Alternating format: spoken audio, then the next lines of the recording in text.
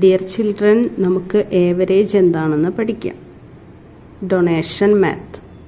Children in class 6A decided to raise 1000 rupees to buy books for the library.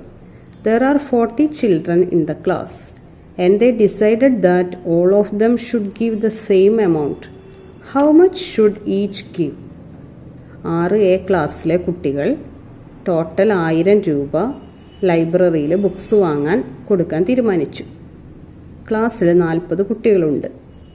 അവർ തീരുമാനിച്ചത് എല്ലാവരും ഒരേ amount കൊടുക്കാനാണ്. അങ്ങനെയാണെങ്കിൽ ഓരോരുത്തരും എത്ര രൂപ വീതം കൊടുത്തിട്ടുണ്ടാവും? 40 ചിൽഡ്രൻ, 40 കുട്ടികളാണുള്ളത്. പിന്നെ എല്ലാവരും തീരുമാനിച്ചത് ഒരേ എമൗണ്ട്, സെയിം എമൗണ്ട് കൊടുക്കാനാണ്. അങ്ങനെയാണെങ്കിൽ ഒരാൾ എത്ര രൂപ കൊടുത്തിട്ടുണ്ടാവും? To compute this, we need only divide 1000 by 40, right? ഇത് കണക്കാക്കാൻ നമുക്ക് എന്ത് ചെയ്താൽ മതി? 1000നെ 40 കൊണ്ട് ഡിവൈഡ് ചെയ്താൽ മതി.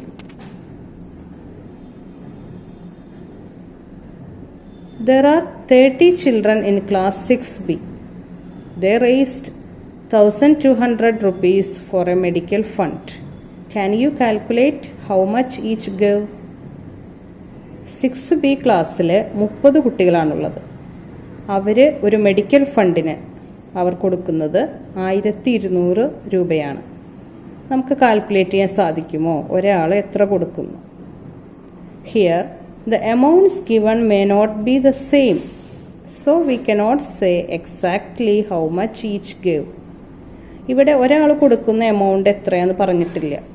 ഒരാൾ കൊടുക്കുന്നത് സെയിം ആവണമെന്നില്ല. ഒരേ തുക, ഒരേ എമൗണ്ട് കൊടുക്കുകയാണെങ്കിലാണ് നമുക്ക് ഒരാൾ കൊടുക്കുന്നത് എത്ര എന്ന് കാണാനായിട്ട് 1200നെ ഡിവൈഡഡ് ബൈ 30 ചെയ്താൽ മതിയാവും.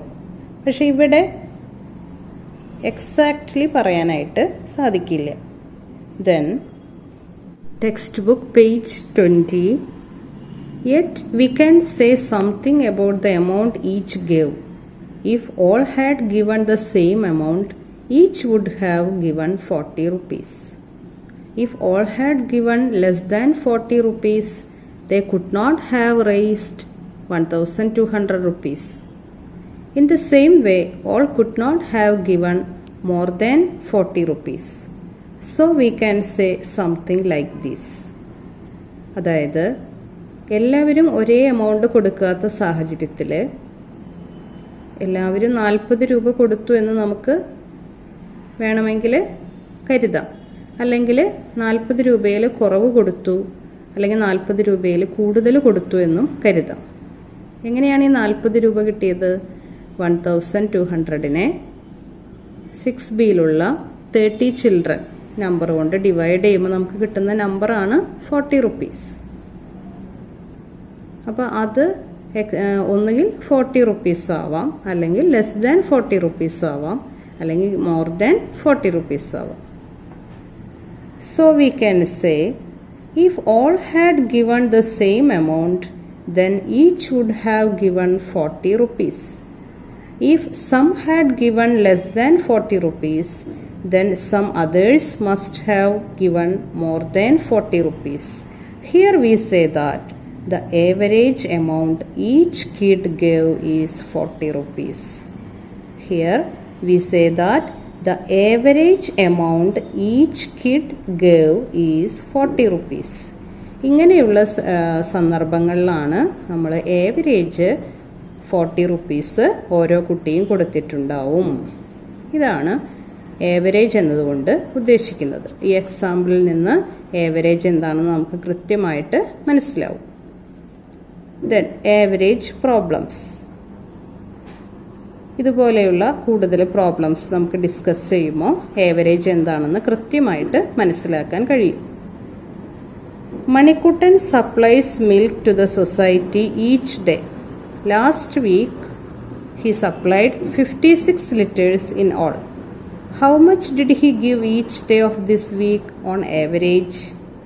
മണിക്കുട്ടൻ സൊസൈറ്റിയിലെ പാല് കൊടുക്കുന്നുണ്ട്.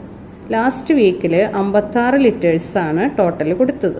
അങ്ങനെയാണെങ്കിൽ ഓരോ ദിവസവും ഒരു ഏവറേജ് എത്ര ലിറ്റർ പാല് കൊടുക്കുന്നുണ്ടാവും? The amount given on all days may not be the same. എല്ലാ ദിവസവും കൊടുക്കുന്ന പാലിൻ്റെ അളവ് സെയിം ആവണമെന്നില്ല. Average per day means how much he would have given each day had he given in the same amount on all days. So the average in this case 56 divided by 7 is equal to 8 liters. അതായത് ഇങ്ങനെയുള്ള സന്ദർഭങ്ങളിൽ average എത്ര കൊടുത്തു എന്ന് പറയാനേ സാധിക്കുകയുള്ളൂ. അപ്പോൾ 56 ഒരു വീക്കിൽ 7 ഡേയ്സ് ആയതുകൊണ്ട് 56 divided by 7 is equal to 8 liters. അപ്പോൾ ഇതാണ് ഏവറേജ് വരുന്ന ഒരു അടുത്ത situation, average problem. As mentioned at the beginning, this does not mean he supplied exactly 8 liters each day. ഇതുകൊണ്ട് അർത്ഥമാക്കുന്നത് എല്ലാ ദിവസവും 8 liters കൊടുത്തു എന്നല്ല, average 8 liters. It might be 7 liters one day and 9 liters another day. It might be slightly more or less than 8 liters each day. ഇതാണ് average കൊണ്ട് ഉദ്ദേശിക്കുന്നത്. It might be 7 liters or 9 liters. It might be slightly more or less than 8 liters. But it is very much unlikely that he gave only 1 liter one day and 15 liters another day. പക്ഷേ ഒരു ദിവസം അവൻ 1 ലിറ്ററോ അല്ലെങ്കിൽ 15 ലിറ്ററോ കൊടുക്കാൻ സാധ്യതയില്ല. അതാണ് ഇതിൻ്റെ ഈ ഏവറേജ് 8 ലിറ്റർ എന്നതുകൊണ്ട് നമുക്ക് ഗസ് ചെയ്യാവുന്നത്. ഏവറേജ് എന്ന് പറയുമ്പോൾ അതിനോടടുത്ത നമ്പേഴ്സ് ആയിരിക്കും മിൽക്ക് സൊസൈറ്റിയിൽ പാല് കൊടുത്തിട്ടുണ്ടാവുക. അപ്പോൾ നിങ്ങൾക്ക് മനസ്സിലായി കാണും എന്താണ് ഏവറേജ് എന്ന്.